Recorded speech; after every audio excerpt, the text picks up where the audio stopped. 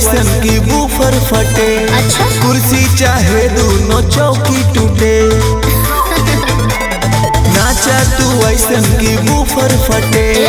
कुर्सी चाहे दोनों चौकी टूटे। भले लाठी चले चाहे गोली।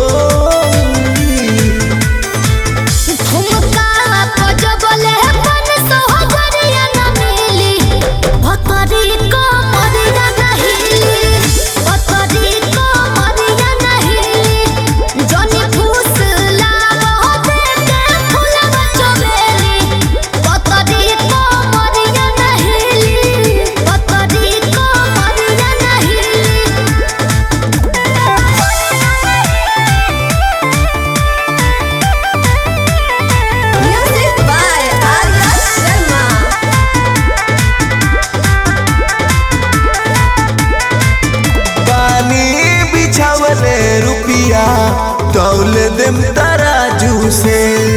सेवा के मौका दे के देखा न बाजू से। अच्छा? झुमका गिरवले ऐसे नोट जन करो। ओई नाच के मलकिनी पहले नोट का भरो। तोरा ऊपरे झरा जाई ढोली।